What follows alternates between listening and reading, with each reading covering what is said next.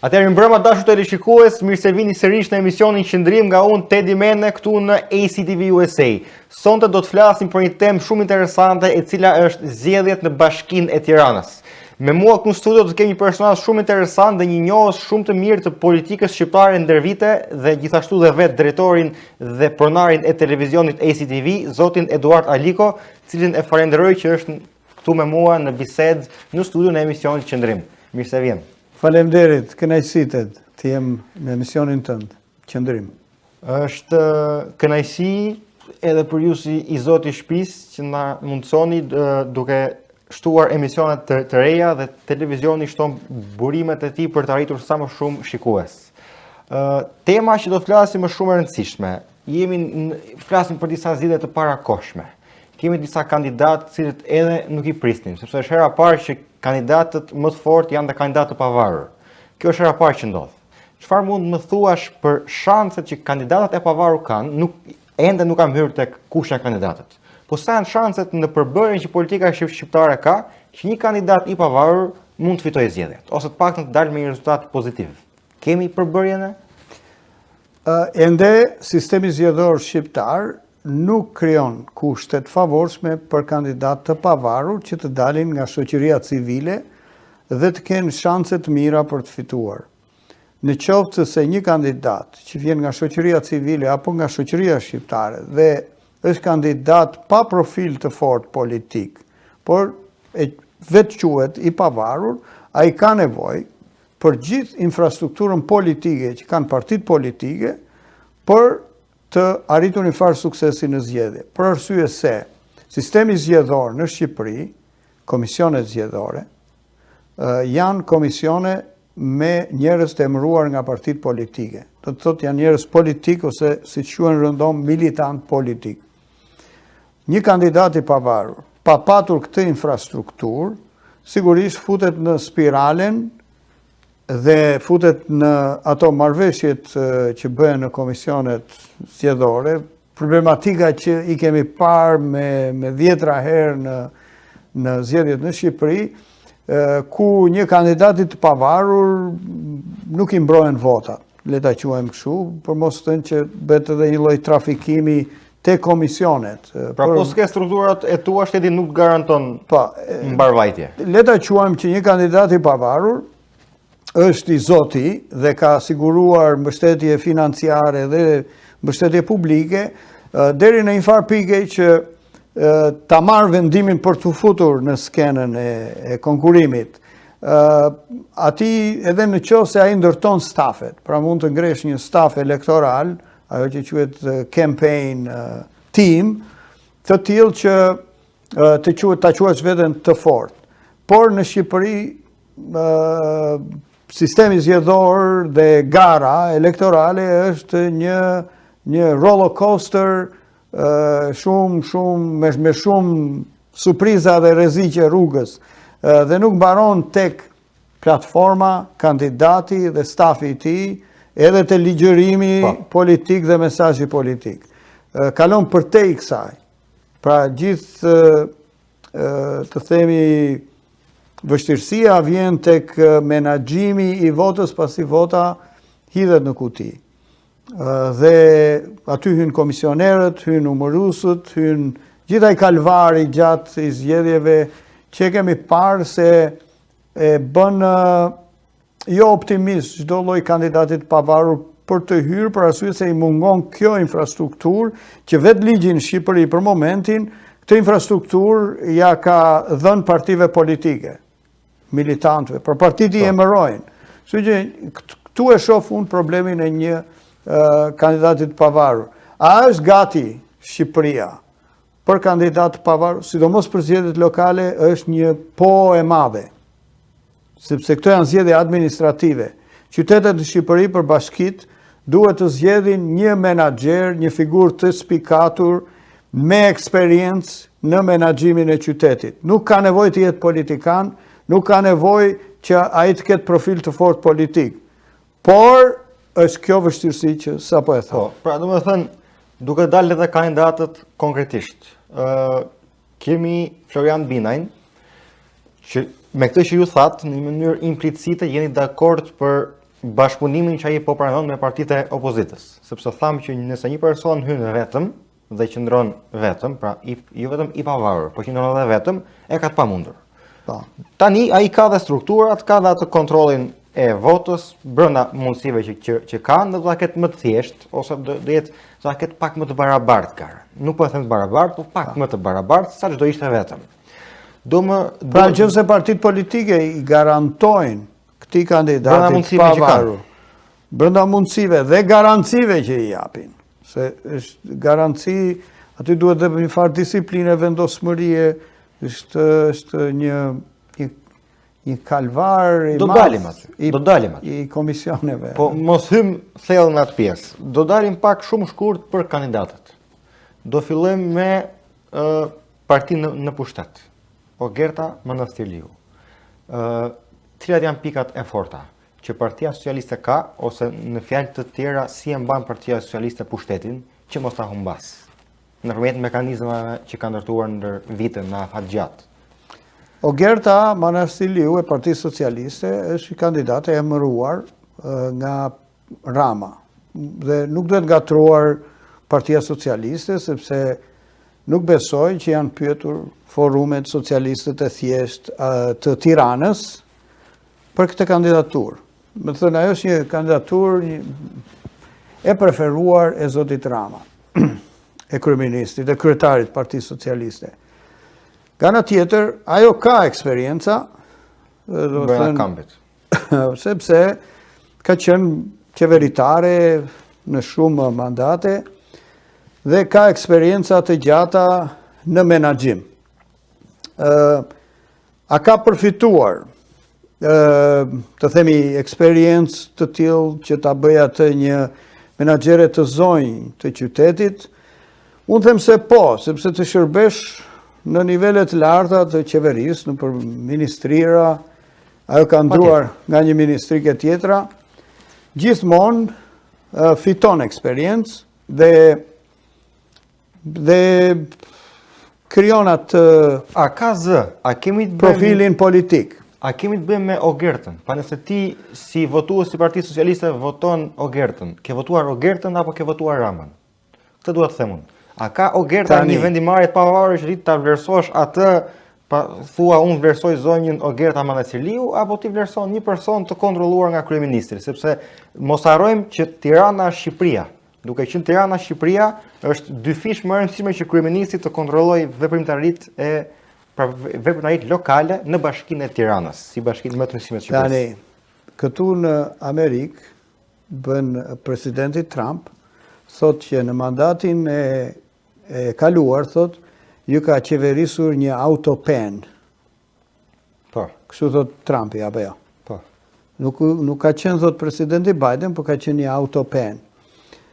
Në këto zgjedhjet edhe emërimet që bën Rama, gjithë qeveria është një autopen e Ramës. Ogerta është një krye autopen e Ramës. Dhe ka qenë e preferuara personale e Edi Ramës. Nuk bëhet fjalë dhe as mos të pyetet dy herë nëse kjo do ketë pavarësi dhe do të marrë ndonjëherë vendime kjo që do të jenë vendime në kundërshtim me preferencat që ka kryeministri Rama. Kryeministri Rama e ka caktuar këtë, e para njerë pa një proces politik brenda partisë, që të pyetet partia të ketë kandidat alternativ, të ketë mendim alternative tjera tjera, e ka emëruar. Të tjerët kanë heshtur, sepse ajo parti është sot parti e kontrolluar 100% nga Edi Rama. Dhe si e tillë, ajo nuk pritet në asnjë rrethan që të marrë vendimet pavarura vendime kundër vullnetit të kryeministrit Rama.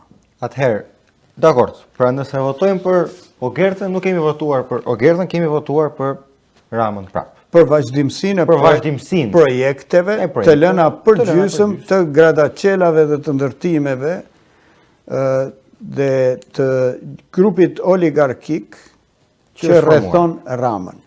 Pra kjo është një kandidate e vazhdimësisë së projekteve Të çfarë të vlerësot? betonizimit dhe të gradacelave të Tiranës. Për mos hyrë te problemet e Tiranës do hy pak më vonë. Vazhdojmë me kandidatën e dytë. Florian Binaj. Hyri si kandidat i pavarur. Telefonatën e parë e mori nga Shqipëria Bëhet, ku mori bashkëpundimin e parë. Telefonatën e dytë e mori nga Partia Demokratike, u bashkua nis mathurje dhe pak më vonë u bashkua dhe Partia Mundësia për shkak të konfliktit që kishin me Partinë Demokratike në një marrëveshje të bërë më parë, por gjetën konsensus që të bëhesh edhe Partia Mundësia pjesë. Pra nuk kemi opozitën e bashkuar, po kemi pjesën më të madhe të opozitës së bashkuar për të përkrahur Binajin. Sa i pavarur është Binaj tani? Pa nëse ti voton Binajin, ke Binajin apo ke Sali Berishën me Adriatik Lapajn, me Endri Shabanin dhe me Agron Shehajin? Deri më tani. Deri më tani është pak interesante dalja e zotit Binaj nga një personalitet i artit, i humorit, edhe i personalitet televiziv. Ta arri që interesantja është që ai arriti me sukses të siguronte mbështetjen e forcave që mund të quhen edhe forca të kundërta deri diku. Por janë gjitha i bashkon një fill i përparësit, janë forca opozitare. Dhe nuk janë të majta, kanë dhe një bashkim ideologjik. Janë qendër e djathtë ose të djathta. Edhe platformat janë të tilla që i mundson atë mbështetjen që i japin zotit Binaj.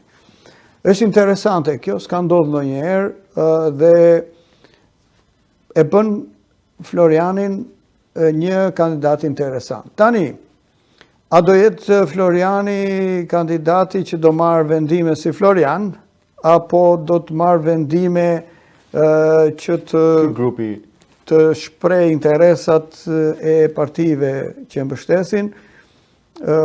Unë mendoj që gabim nuk do të jetë që ai në vendimarrjet politike për qytetin e Tiranës, përderisa këto forca politike japin mbështetje, të bëj konsultime vazhdimisht me këto forca politike.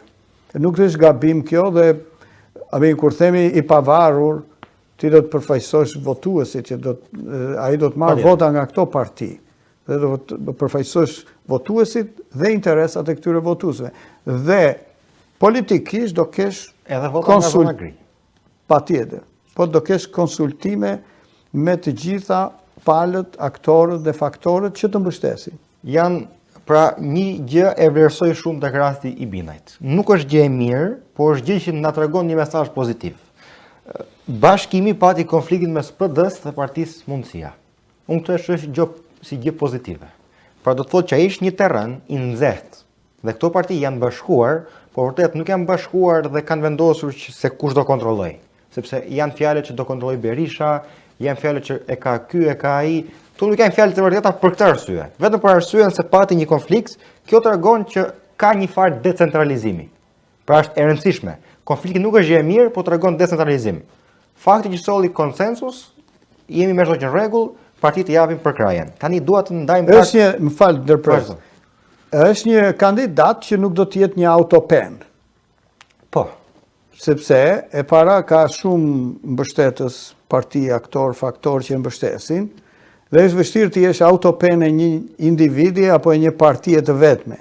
Kjo e bën atë të jetë komplet i ndryshëm nga Ogerta. Po, partitë të ndryshme të cilat nuk janë as në koalicion me njëra tjetrën për zgjedhjet e kuvendit. Pra kanë përfaqësime, ka diversitet politik në parlament. Tani, një gjë shumë e rëndësishme. Bashkimi i votave në një krah dhe fjala koalicion. I shqetëson shumë njerëzit.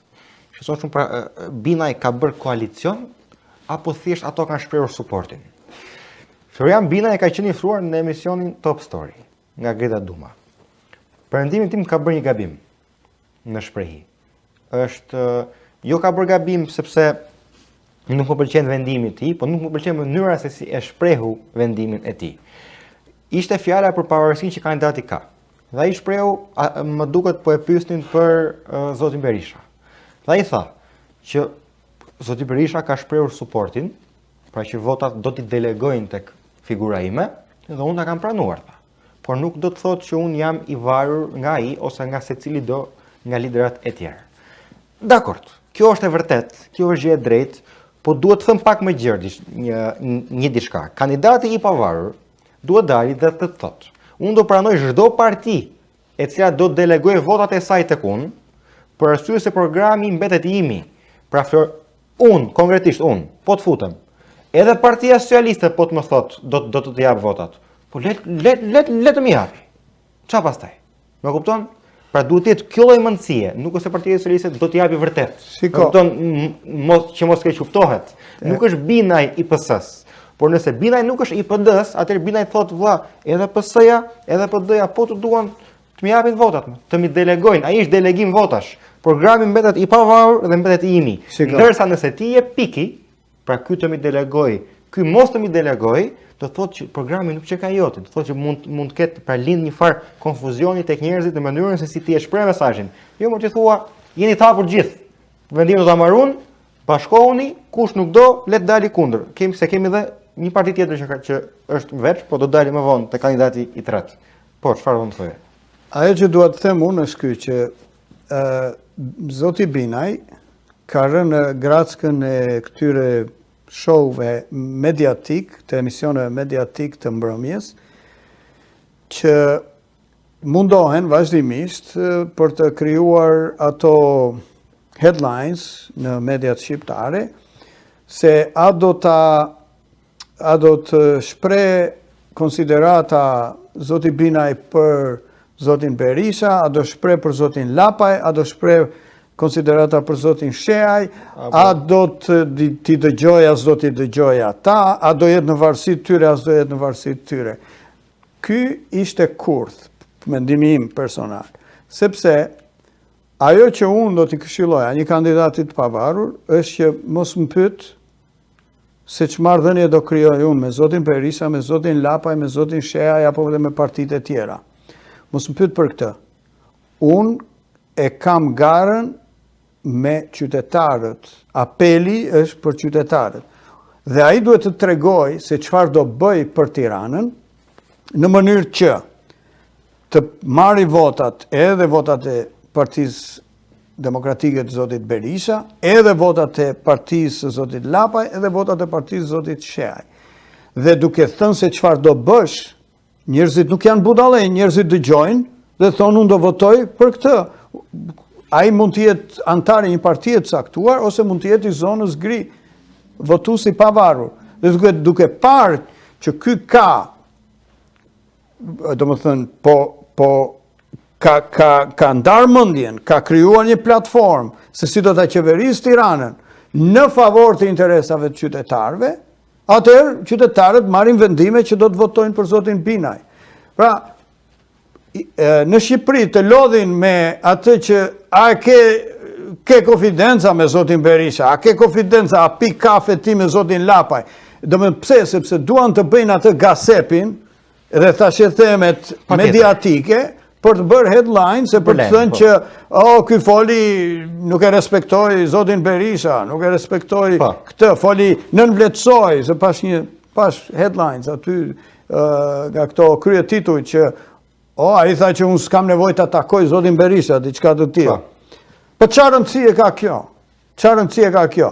Ti a do votat e partisë së zotit Berisha? Fol ç'a do bësh. Patjetër pra. Fol ç'a do bësh. Leri këto janë me këpi kafe, edhe a do jesh shok as do jesh shok me zotin Lapaj. Çfarë rëndësie ka kjo për votuesin? Mos më intereson hiç kjo. Sepse Shqipëria është ngritur nga një sistem kryetarësh. Dhe votuesi është komplet i lënë jashtë vëmendje, është jashtë ekuacionit. Votuesi s'ka rëndësi. Domethënë, po pa dhe mirë ti me kryetarin e partisë time, unë që jam një votues pa sy, pa vesh dhe pa gojë, do votoj se ti e pas ke shok kryetarin e partisë time. Ky është një turp. Pra vazhdojt avazi. Avazi dhe turpi i zgjedhjeve në Shqipëri. I kandidat duhet të tregoj qartë. Unë kam dalë kandidat se do bëj 1, 2, 3, 4, 5 gjëra. A me intereson mua si votues? Po, do të votoj. S'më intereson, nxirri kryetarët jashtë ekuacionit, qose ti ke dali pavarur. Ti ke nevojë dhe në strategjinë tënde, në gjithë punën që bën ti me fushatën, Ti do kesh konsultime me leadershipet e caktuara, me individ caktuar, me njerëz që kontrollojnë infrastrukturën partijake, me këta sekretarët organizativ, sigurisht që ti do bashkëpunosh me ta. Po ti je në skenë për të folë për para votusve. A më kupton? Pra këtu është problemi që shoh unë me kandidatin Bina. Ishte një emision aty apo emisionet të tëra për të zbuluar domethënë këto kulisat se sa respekt ka ky, kush e ka caktu këtë, kush i ka dhënë këtij kurajo për të dalë. Se ky është një kuriozitet që në fundit të largon nga thelbi. Ore çfarë do bësh për qytetin? Nuk është e rëndësishme. Çfarë bësh për qytetin? As ja vlen fare ajo pjesë. E di pse dola këtu sepse më intereson brendi që ndërtohet. Gabimisht po ndërtohet brendi i opozitës bashkuar. Opozita bashkuar është një ide e krijuar nga Partia Demokratike, e provuar dhe e cila ka dështuar përballë mekanizmave të Partisë Socialiste. Nuk kemi të bëjmë sot me opozitën e bashkuar. Po the opozita e bashkuar s'ka kandidat pavarur. Është ky brand. Tani kemi brandin e një kandidati të pavarur i cili ka suportin e partive opozitare. Janë dy gjëra të ndryshme. Dhe ka rëndësi si bëhet marketingu, që në fund kur të marrësh feedbackun nga njerëzit mendojnë se po kandidon ideja e opozitës bashkuar, apo mendojnë se ka ardhur një i ri që ka suportin e partive opozitare. Nëse ai devijohet nga influencat e mediave dhe e çojnë këtu atë, atëherë ne po bëjmë një garë që e kemi parë prej kohësh, që do ta fitoj para Partia Socialiste. Kjo është e reja. Po provojmë një strategji të re. Ruaje identitetin strategjik që ke dhe luftoje marketingun i cili do të çojë prapë, siç thatë ju, te kryetarët. Pra që rëndësi kanë kryetarët, jo populli. Prandaj dhe unë përmenda rastin ekstrem që orë dhe PS-ja po të bashkohet. Se nuk ka rëndësi kryetarët, ka rëndësi votuesit që i ndjekin ta nga pas. Ka rëndësi çfarë do bësh. Dhe zona gri që ai është një person që besoj se është tërheqjes. Dhe këtu duhet të jetë diskutimi. Këtu duhet të jetë diskutimi politike. Në ndërtimin e zotit Veliaj, Tirana përveç domethënë politikës së zhvillimit, që ishte një politikë zhvillimi klienteliste dhe kryesisht e mbështetur te kapitali i dyshim deri diku, ose plotësisht i dyshim, por i mbështetur edhe tek një oligarki politike që mbështet partinë në pushtet. Dhe nga aspektet e tjera sociale, qyteti përfundoi në një qytet që zoti Veliaj e pushi agjendën liberale deri tek martesat brenda gjinisë, deri tek disa absurditete që dilnin edhe jashtë kulturës shqiptarëve, por e zhyti dhe qytetin në disa aspekte futuristike, duke ja bërë të vështirë jetën e përditshme qytetarit me ato hapësirat e kufizuara të parkimeve, me qa krijoi bicikleta edhe pista vrapimesh në mes të qytetit, kur Tirana nuk ka ku të dalësh nga shtëpia, nuk ka ku të parkosh, të shkosh. Tirana është një stres, Tirana nis dita me stres. Pra këtu kur merr një leje këtu për një grocery store, të cakton qyteti dhe numrin e parkimeve ku do parkojnë klientët që do vinë ke ty. Aty ku do parkosh ti, parko ku të duash thot ai. Aty ka 3 parkime para dyqanit dhe ato 3 parkime i ka bllokuar Erion Veliaj. Flas për dhe domethënë aty nuk është në qendër qytetari dhe ajo komoditeti i jetës për t'ia bërë jetën sa më të lirë, sa më të lehtë, të menaxhueshme, të kollajt. Një qytetari, një familje të re, që ka një fëmijë të vogël, që do lëviz me karrocën e fëmijëve. Një familje pensionistësh, që nuk dalin dot edhe sa del trotuar të godet ose bicikleta ose makina. Dhe s'ka dhe ku të parkoj, s'ka dhe asnjë shenjë për ku duhet të shkojë ai te autobusi. Dhe si duhet të shkojë atje, se e ka të vështirë të dalë nga shtëpia të shkojë atje një herë. Për të lëvizur, për pas një qytet të menaxhueshëm.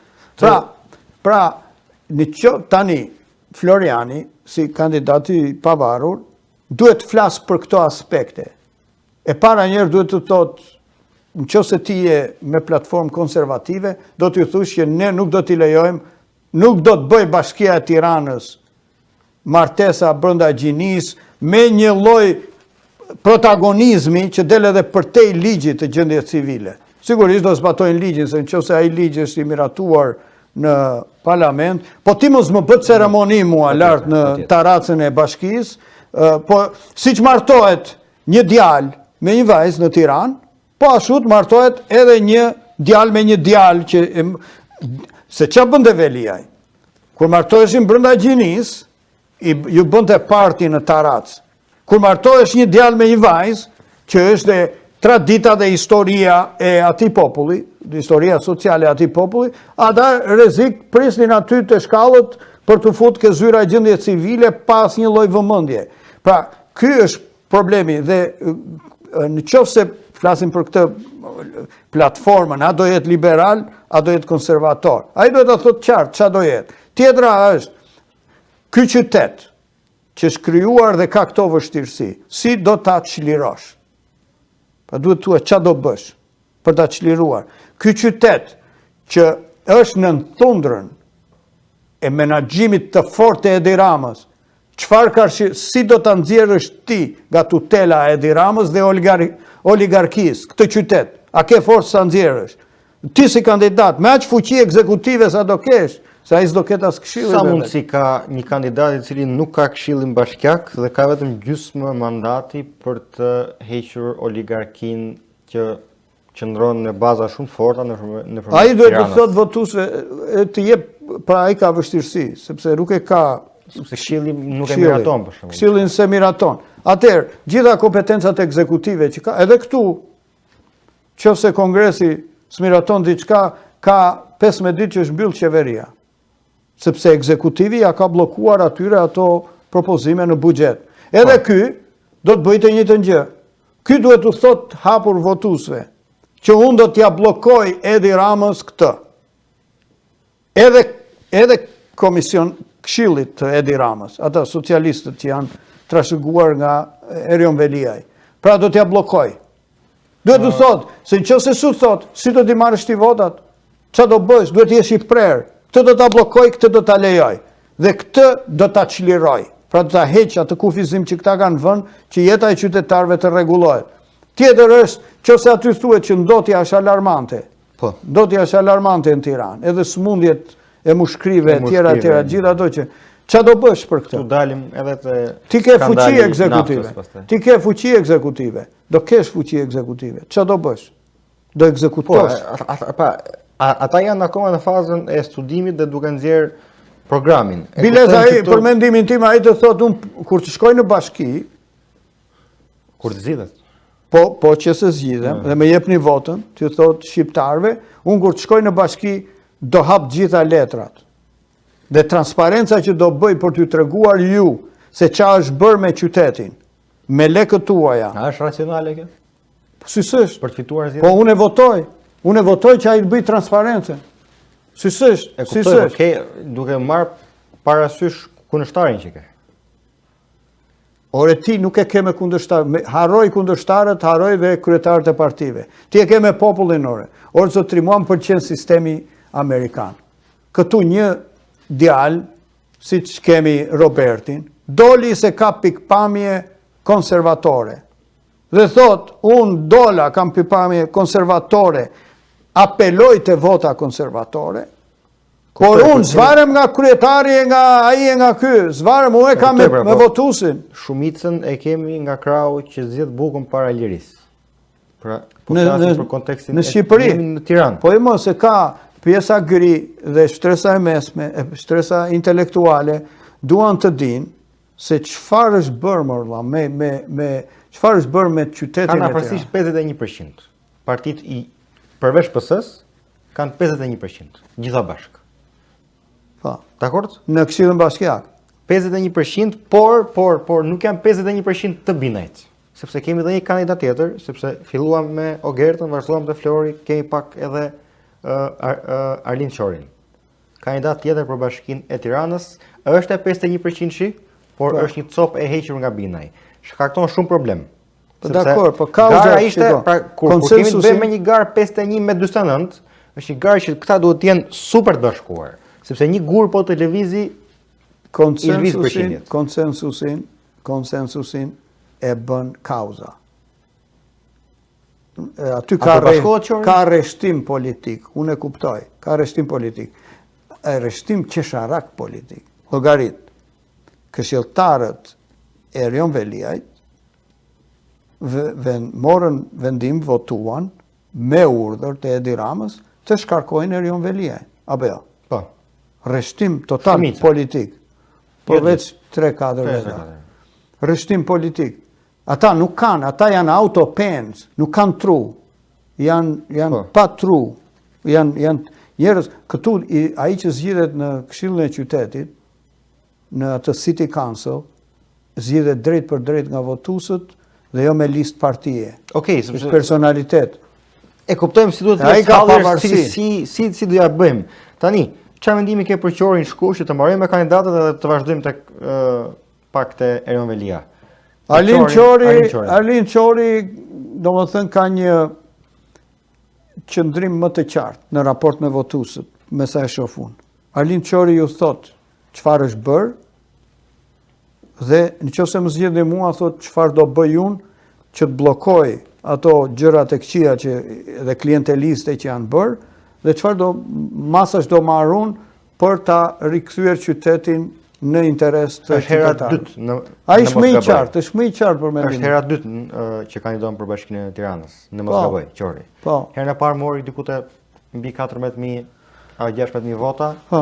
Kjo është hera dytë. Se ka njerëz që besojnë se ai është i qartë për ato që thotë. Është pa post politik, sepse nuk u bë as këshilltar bashkiak në zgjedhjet e kaluara të Tiranës, nuk u bë as deputet në zgjedhjet për Kuvonin, tani është i lirë dhe kandidon sërish për. Tani, ajo tjetra që mund të them unë është që ka atë platformën e Majt që do të thënë jo domosdoshmërisht ekstreme të Majt, por e ka platformën më të Majt se Partia Socialiste. Sa rëndësi ka kjo platforma e Majt kur flasim për këtë kontekstin? Pra, e para je me pushtet lokal, e dyta je pa këshill, e treta je me gjysmë mandati. Sa do na shqetësojnë ne e Majta dhe e djathta krahasuar të ndershmëve dhe të pandershme? Pra, kush ka më shumë rëndësi në këtë fazë? Sepse besoj se kemi ardhur në një fazë ku e Majta dhe e djathta janë luks i një vendi që funksionon. Ne s'funksionojmë. Ne duhet jemi të gjithë kundër mos funksionalitetit. Dhe besoj, pra, a je dakord me këtë që Qori duhet i bashkohet këtij grupi? Unë mendoj që edhe njerë, zgjedhjet lokale duhet të jenë zgjedhje administrative. Partitë politike nuk duhet të investojnë figurat forta politike në këto zgjedhje. Duhet të vënë figurat të spikatura profesionistësh dhe njerëzish publik që fitojnë besimin e votuesve dhe sigurisht respektojnë platformat e një partie të caktuar politike. Por kjo duhet shoqëruar me një reformë zgjedhore, sepse kjo me situatën aktuale është e pamundur. Se një kandidat i pavarur, siç e tham në fillim të bisedës, nuk ka infrastrukturën zgjedhore që të krijojë shanse të mbrojë votën e të fitojë. Ai është i pabarabartë terreni. Terreni është krijuar që vetëm të favorizojë partitë politike, jo kandidatët e pavarur. Tani e do Qorin me grupin apo e do të pavarur? Unë mendoj që Arlin Qori dhe ata njerëzit që ka ai në Këshillin Bashkiak, në momentin që do të zgjidhet një kandidat që do t'i bëjë opozit qeverisë, kryeministrit dhe partisë në pushtet, duhet domosdoshmërisht të bashkohet me atë që përfaqëson edhe kauzat e tij dhe në këtë rast do të jenë gjitha forcat opozitare që do të kundërshtojnë projektet e Edi Ramës. Pra mendon se ka besueshmëri grupi i Binajt që edhe Qori të bashkohet dhe pse ka në Këshillin Bashkiak, po. Sepse pra kemi të bëjmë me një se ka shumë rëndësi. Duke qenë zgjedhjet parakoshme, pra zgjedhje pa jo për Këshillin, por vetëm për kryetarin, kemi të bëjmë me përfaqësim jo proporcional. Pra ti vëlla mund të kesh 100.000 vota, ai tjetri ka 100.000 e 1 dhe ai e merr të gjithën. sepse ti nuk merr këshilltar këtu. Mund dali Qori me 50.000 vota për shembull. Nuk fiton me 50.000 vota. Janë shumë vota.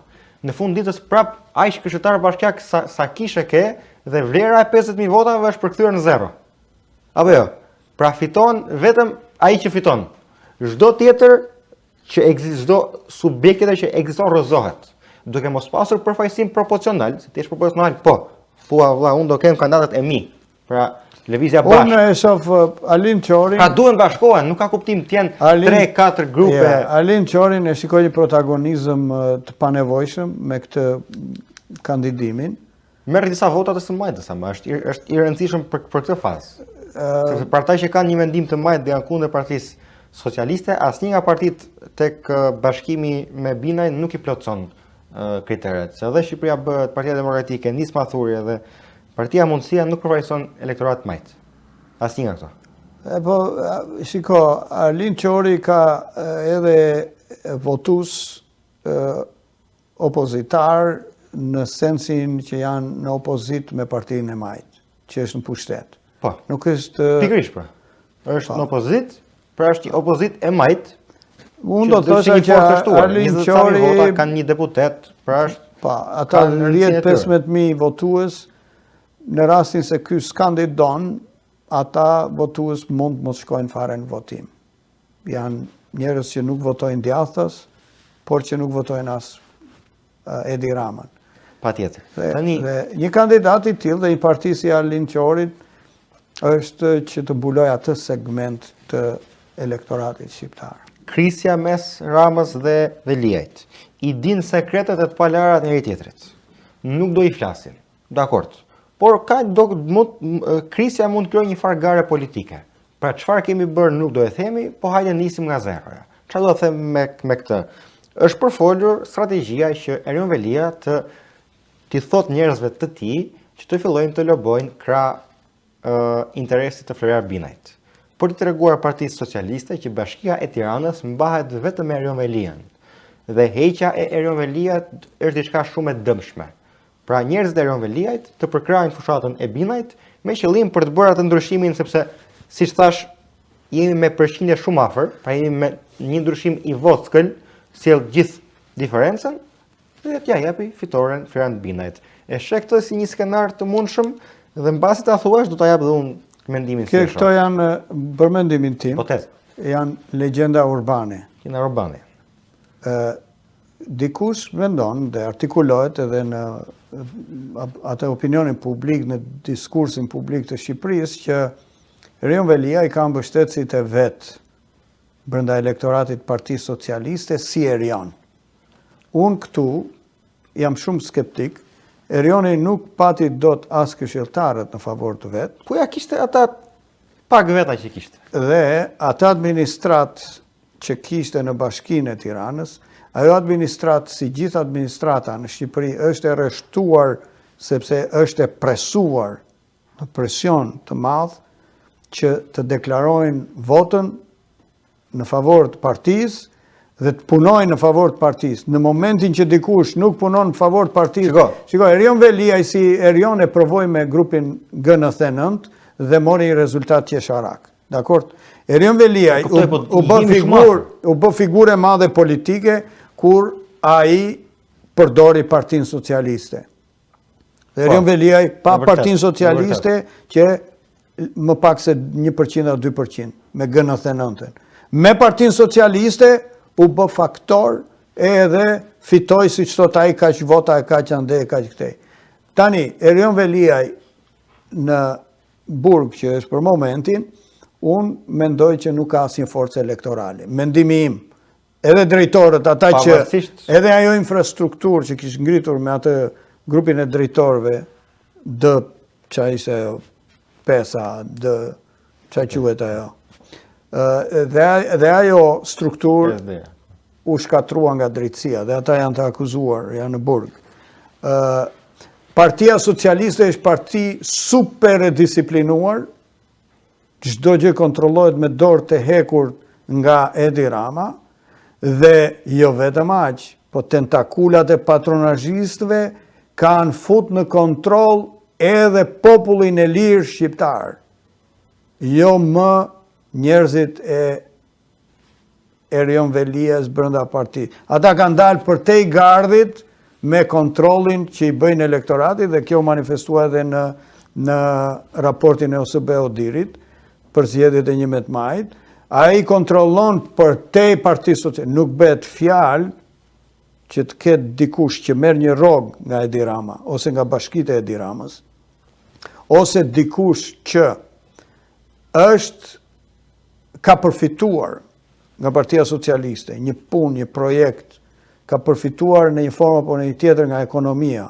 Nuk bëhet fjalë që sepse këta Partia Socialiste dhe Edi Rama me sistemin që ka ngritur kontrollon ditën e votimit jo në formë premtime, se ti ke premtuar që do japësh votën. Ti do provosh që edhe votën. Dhe këta ai e kontrollon me mekanizma të shumëfisht. Kështu që faktori Erion Veliaj në burg për të krijuar një rezistencë, për të votuar kandidatin alternativ, apo jo si që të Binaj, për të prishur punë Edi Ramës, apo për të treguar, apo për të ballafaquar forcën që ai ka. Në bazë të diferencës vogël që kemi, nuk po flasim do vi Erion Velia do Binamin. 2-3 këshilltarë bëjnë diferencën. Sepse flasim 51 me 49. Loja me këshilltarët, po. Por loja e madhe elektorale me votat që sjellin suporti nuk besoj, ata që duhet dish një gjë. Sa këshilltar ka Tirana? Do të ndahet, pra do të asnjë nga ata këshilltar, se numri s'na intereson. Asnjë nga ata këshilltar nuk ka asnjë vot personale. Po ta them unë, në elektoratin shqiptar, ata janë të emëruar. Votuesi socialist thot sa me fat që ka ky ku e gjeti mikun që e caktoi Edi Rama apo Erion Veliaj të jetë në listën e këshilltarëve. 51 ka po. Po ti mendon se për shembull ka në lagjen ku ke jetuar ti në Tiranë, dikë që thot unë votova për këtë këshilltar, se ky do më përfaqësoj lagjen. Kjo është e vërtetë. Askush as i njohin fare. Sepse listat kanë qenë të mbyllura. Listat vinë nga partia. Dhe nuk dhe ai dihet që ka marrë miratimin te partia. Populli është jashtë ekuacionit TED. Në Shqipëri është jashtë ekuacionit populli. Populli është viktim, votuesi është viktim. S'ka asnjë power, s'ka asnjë pushtet. As te këshilltarët, as te kryetari, as të thot në media, ti shiko çfarë bëjnë media. Mediat e marrin, a pi kafe, ai shkele syrin këtij, ai shkele syrin atij. Nuk i thonë, çfarë do bësh për qytetin? E pyesin sa mirë, a ke mirë me Berishën, a ke mirë me Lapajn? Qa është kjo? Kjo është do me thënë, ti popullin të nxjerrësh komplet si një gjë pa vlerë, kur populli është sovrani. Kupton? Të bëj një pyetje me që më përmendë listat? Po, është pak jashtë teme, vetëm je dakord të bësh hapja listave për këshilltarët bashkiak, pra siç u bë tentativa nga Shqipëria bëhet për 2/3 me 1/3 për listat për deputet, të jetë e njëjta gjë të paktën për këshilltarët bashkiak. Je pro listave të hapura në këshill bashkiak? Absolutisht që po, absolutisht që po. Qa ka këshill bashkiak, e ke parë këtu në Amerikë City Council? Po. O iri, aty ke lagja ime në gjitur, ai punon në construction, është teknik, inxhinier, neighbor i gjitoni që kam unë afër aty. Ka ranur 2 herë për City Council. S'është as demokrat, as republikan, as ku diun, nga këta të gjenë vërtet. është një qytetar shëmbullor që ka sens kritik për menaxhimin e qytetit, që shikon gjëra që ose lihen pas dore dhe nuk bëhen, dhe ai do që të jetë në City Council, kur unë flas me të, dua të jem që të flas të ngre zërin dhe të përfaqësoj lagjen. Ato që ne themi me njëri tjetrin që këtë se kanë bërë mirë, kjo këtu, vinë me vonesë, nuk e pastrojnë qytetin mirë. Po, ai të veti ngrej ato në, ky është këshilltari që duhet të ketë në qytet. Qa janë këto lista që sjellin partit? Qa janë ata? Njerëz që s'kan lidhje me votuesin, s'kan lidhje me qytetin, ta janë të emëruar punëtor partie. Edhe janë gjithë në rresht. E turpin u pa me këta këshilltarët e Erion Veliaj. Këta që ngrinë në qiell Erionin, këta e fundosën e shkarkuan Erionin, vetëm se ka disiplinë partjake, je punëtor partie, të hequni, thotë. Teq nga lista vjen tjetëri. Ky është sistemi skandaloz zgjedhor në Shqipëri. Në qoftë se Shqipëria nuk bën këtë operacion, nuk e heq dot sëmundjen. Është sistemi zgjedhor pasojë e gjithë këtij absurditeti politik. Ai sistem zgjedhor prodhon autokraci, prodhon partitokraci, kryetarokraci, prodhon gjitha kracitë ndyra që ka kaluar historia politike e njerëzimit. Dhe po nuk u ndryshu sistemi zgjedhor, Me këtë jam dakord, vetëm s'ka ilaç. Vetëm të bëjmë kujdes me balancimin e energjive. Pra kemi propozimin dhe denoncimin. Po, Para zgjedhjeve nuk ka denoncim, ka propozim. po. Ndaj, do të pyes pak për Binajn. A mendon se nuk do ta, sepse lufta për reputacionin që ai ka patur te zona gri. Ai hyri si themelues kur Shqipëria bëhet ka qenë lëvizje. Ishte bashkë themelues Florian Binaj. Po. Sigurisht e kishin idenë që do futeshin si parti politike të nesërmen, nuk ose ishte në ajër. Po. Florian Binaj hyri me idenë për të kandiduar kundër dy partive më të mëdha të vendit. Sepse Shqipëria bëhet ashtu siç kandidojnë në zgjedhjet për kuvend. Pra as me Partinë Demokratike, as me Partinë Socialiste. Tani, nga bashkimi që i ka bërë PD-ja tek votat, ky është përdorur më tepër jo nga PD-ja ose nga Shqipëria bëhet ose nga Binaj, por më tepër nga të majtët për dëmtuar reputacionin, për thënë që ja ky në fillim del kundër këtyre, tani del bashkë me këta. Është një gjë që e përmendëm, edhe unë e thash që ai bëri gabim që e përmendi ashtu, se duhet ta bëj të qartë, sepse nëse njerëzit nuk e pas kanë qartë, a është Floriani i PD-s, a është Floriani i Adriatikut, se këto janë dy krahët, se nuk pretendon njëri që është me Nismën Thurje ose me Agronsherin. Pra këto janë krahët që ai ka pasur influencën dhe thonë a është kundër këtij, a është me këtë, a është me atë. Unë thash, Floriani, dakord, nuk e keni të qartë këtë? Po. Ore Partinë Socialiste, e keni të qartë që e kam kundër? Po. Edhe Partia Socialiste, po mi dha votat, do t'i pranoj. Nuk se do t'i japi Partia Socialiste. Me kupton, mos ke shqiptohet edhe pjesë.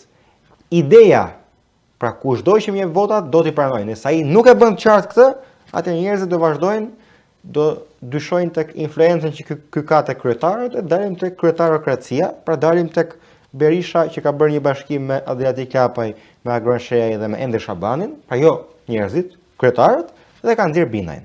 Po nuk e qartësoj këtë gjë, nuk bëhet ndryshe. Dhe edhe të tërmendja pak tek Qori ishim, është bërë, thej që ishe dakord me bashkimin e tij me Në Këshill, po. me grupin.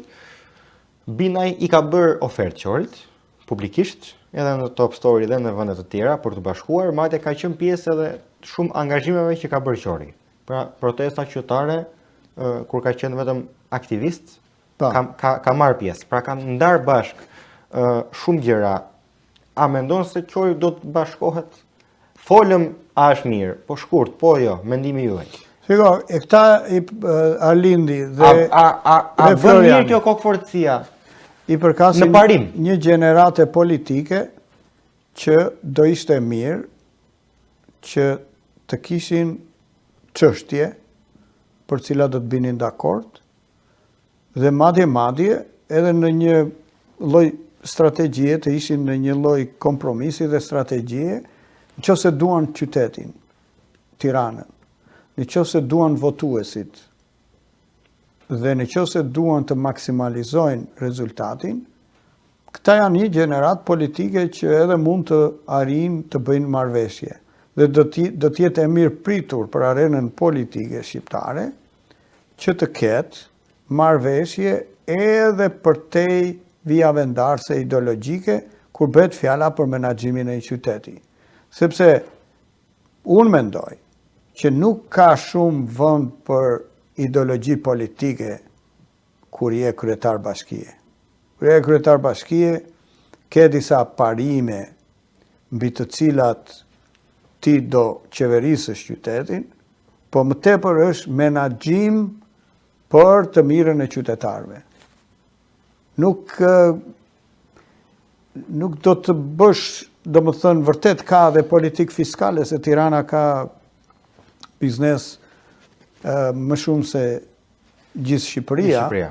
dhe ka një politikë fiskale aty dhe te politika fiskale a do jesh pro biznesit, apo do jesh i djathtë dhe do ulesh taksat e biznesit dhe do fuqizosh individin, apo do jesh i majt, do rrisësh taksat, do rrisësh burokracin, do rrisësh kontrollin dhe do vësh ata policët e bashkisë që ti marrin qepët atyre grave fukaresha që dalin aty për të shitur, e do tregohesh një person pa zemër, heartless, si thonë Amerikanët, sepse ti në vend që të godasësh thelbin e varfërisë, që ajo nëna ati që dela e plaka, nuk ka pension, nuk ka të ardhur, nuk ka përkraje sociale.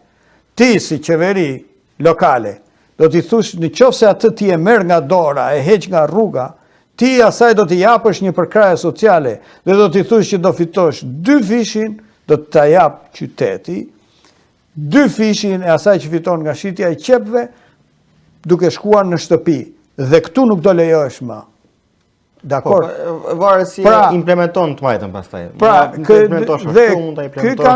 Këta kandidat janë të majta apo të djathtë vetëm në këtë pikpamje çfarë ndjeshmërie do kenë ndaj stresave sociale, a do jetë një parti e majtë që do të fokusohet vetëm te njerëzit në nevojë, njerëzit e pamundur, dhe si do sillesh me taksat. Kjo është e majta dhe e djatha brenda bashkisë, për mendimin tim. Është treguar deri diku se, domethënë, e para po përkrahur vetëm nga partitë djathta. E dyta ka qenë pjesë e krijimit të një partie të qendrës djathtë, të Shqipëria Bëhet. Pra janë bindje të treguara. Kanë dalë kundër forcave të majta, sigurisht kanë bërë bashkëpunimet me Qorin, po bindjet më tepër anojnë nga e djathta. Atë duhet të thonë votuesve te Grida Duma, nuk duhet të thonë a e ke mirë me kryetarin Berisha, me kryetarin Lapa. Po, me fotot që ky kishte bërë me Revelian duke gatuar ato petuat, çka kishte. Çfarë ciga? Thuaj çfarë do bësh me stresat nevojë? Çfarë do bësh me taksat e qytetit? Çfarë do bësh me biznesin e qytetit? Çfarë do bësh me ndërtime? Çfarë do bësh me pastrimin e ajrit? Çfarë do bësh me hapësirat e parkimeve? Çfarë do bësh me hapësirat e gjelbëruara? Çfarë do të bësh, si do qëndrosh kur të të vi Edi Rama dhe të thotë që në këtë lulishte do ndërtoj një gradacel. Qa do t'i thush? Nuk të lejoj të ndërtosh me forcën ekzekutive, me policin time bashkiake, do të blokoj. Po si the qytetit këto tjerat janë, për mendimin tim janë, misioni i mediave në Shqipëri për të folur për gjithë shka, por jo për thelbin. Pra thjesht për ta mpirë trurin e votuesve shqiptar që të merren me gasep, me thashethemet, me intrigat, domethënë dhe të shmangin thelbin, kush është kandidati me thelb. Dhe pastaj kandidati merr votuesët, partitë politike nëse ju pëlqen kjo gjë. Dhe po je i djathtë do thush që do përkrah biznesin, individin, do ul taksat. Dakor? Dhe do jemi ndjeshëm nga stresave në nevojë, më i ndjeshëm nga që kanë qenë partitë e majta të këtyre, të Erion Velia dhe Edi Ramës. Dhe thuaj çfarë do bësh me qytetin? Ai qytet që hapësirat e tij po glabërojnë, hapësirat publike, po i jepen privatëve, po i jepen oligarkëve, interesave speciale. Çfarë do bësh me këto? Kaq. Është shumë e thjeshtë kjo fushat, se e para njerë këtu futesh në zgjedhje të parakoshme, që janë zgjedhje të ndërmjetme, dakor? Dhe ti futesh për të turbulluar kënetën. Se nuk e pastron dot kënetën. Nuk e pastron dot, ke gjysmë mandati. Ti do futesh për ta turbulluar dhe të ndërgjegjësor dhe të bësh transparencën. Të thotë, unë do të bëj transparencë, kam këtë platformë, kjo është ajo që i ofroj qytetit dhe njerëzve. Më jepni votën, të majt, të djathtë, të gjithë ju që ndani të njëjtin shqetësim me mua, më jepni votën. Unë këtë do t'i sugjeroja çdo kandidati. Ndërsa autopenave janë komplet të pa aft për të bërë diçka, për të ndryshuar diçka në Shqipëri.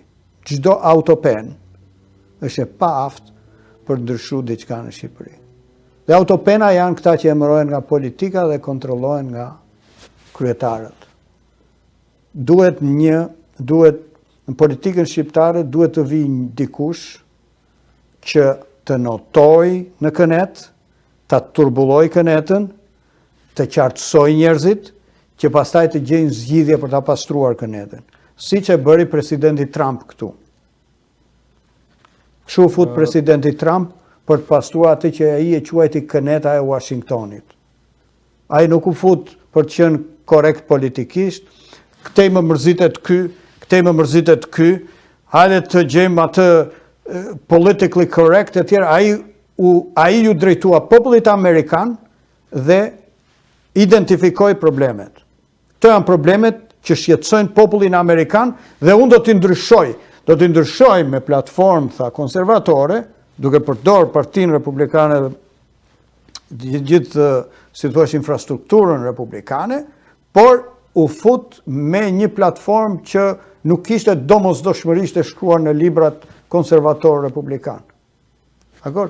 Edhe këtë Shqipëria këtu ka mbrit, se mos qytetet. Qyteti Tiranës, për shumë, kryeqyteti, vetëm me një kandidat të tillë mund të dominohet.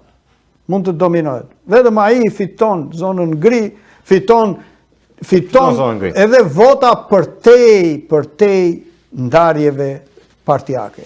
Po, një artist, një figurë e respektuar. Po, që jeton mes njerëzve, që vuan për parkim si njerëzit. E ka shprehur dhe si aktivist. Po, edhe si aktivist, që ka po të njëjtat shqetësime ekonomike, financiare, si çdo njeri, që ndjen në mënyrë të barabartë sa ndjen dhe një qytetar i Tiranës për ato vështirësi që ka jeta në Shqipëri, dhe këto i ka gjitha plus. Tani ti këto i ke, duhet të thuash, zotri, unë përfaqësoj veten time, kam platformë, se çdo njeri ka bindje o të majta ose të djathta, dhe ju bëj apel votuesve të më japin votat, sepse unë këto gjëra do t'i bëj, këto që premtoj. Nga ana tjetër, le të përdor dhe strategjinë e konsultimeve me partitë e tjera. Mos zgjatemi. Për ta mbyllur, e para, kë figurë do doje të ishte kandidati i pavarur i denjë për Tiranën? Do më thuash vetëm emrin, nëse ke. Apo unë s'kam menduar në një figurë, po unë mund të flas për identikit, jo për emër. Domethënë mund të flas cilësitë që duhet të ketë ai kandidat, dhe pak a shumë në këtë bisedë unë i thash ato që që plotësojnë konturet, identikitin e një kandidati që unë mendoj se mundet ta fitoj vëmendjen e Tiranës, të kryeqytetit. Pa kanë ai dur. Dhe është ky Floriani e plotëson identikitin. Të shikojmë, deri tani nuk është ndezur, nuk kemi, do ta shohim në fushat. Deri tani nuk ka konturuar gjë. Jemi në fazë studimi. Ai e shpreh vetë që jemi akoma duke kryer studimin për programin. E tha dhe vetë, dhe ka të drejtë ta thotë sepse ka kohë deri në fushat. Do shikojmë pra. Patjetër. Si do artikulohet me këto çështje që pak a shumë diskutuam këtu. Do të shihet. Që preokupojnë qytetarët për të si thua formëzuar një platformë. Një, e dyta, do të shikojmë tek stafi. Se ai staf që ai do krijoj, duhet që t'ju thotë qytetarëve ka thënë që ka njerëz të vet. Ky do jetë edhe stafi ekzekutiv nëse unë shkoj në bashki. Do ta shikojmë tek raportet që ai do të mbaj me interesat e mëdha. Sepse do shikohet ke financimi. Në qartë. Nëse e financojnë oligarkët, këta që japin të dyja partive, njëkohësisht. Po. Që hedhin zaret. Të jenë brenda. Atëherë ai është një kandidat që nuk do premtoj, nuk do bëj shumë gjëra. Ajo i mbetet kohës, unë besoj se kandidati perfekt që do ishte që të hynte në mënyrë të paparashikuar nga jashtë politikës do ishte Marin Mema.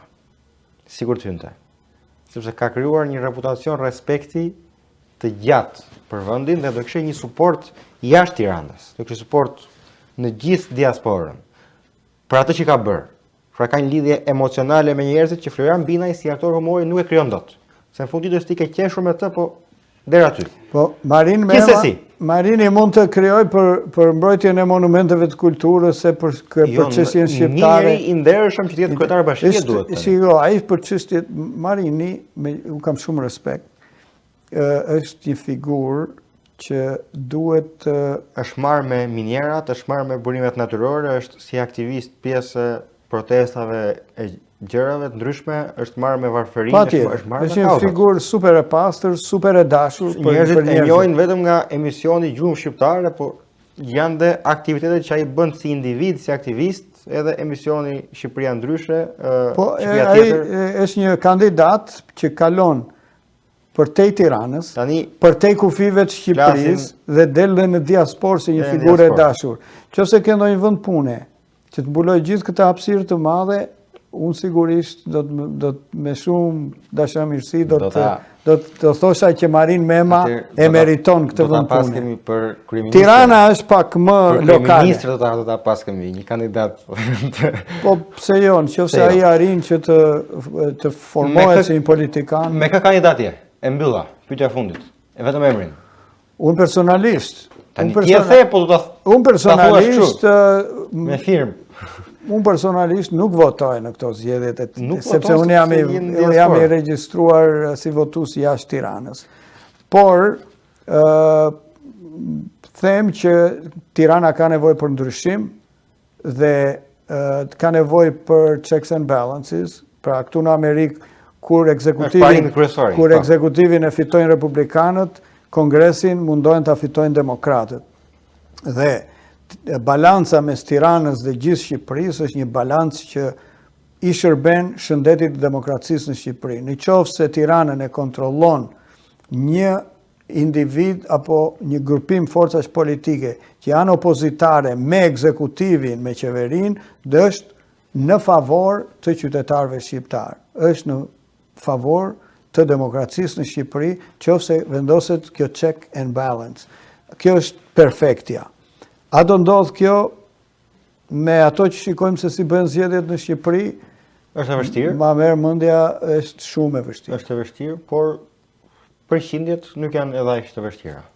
Tirana mund të bëjë ndryshim, sepse Tirana është gjithë kapaciteti kombëtar i biznesit, intelektual, gjithë fuqia e një kombi është Tirana. Dhe Tirana e ka forcën për të bërë ndryshimin, shpresojmë që ta bëj. Atëherë të falenderoj shumë që e bëm këtë bisedë bashkë, lidhur me zgjedhjet e parakohshme që mund të ketë Bashkia e Tiranës. Të falenderoj shumë që dhe mendimet e tua dhe shpresojmë që Shqipëria të shqirohet dhe ky shqirim shpresojmë të nisi sa më shpejt pranë fjalë tjera nga Tirana. Shpresojmë.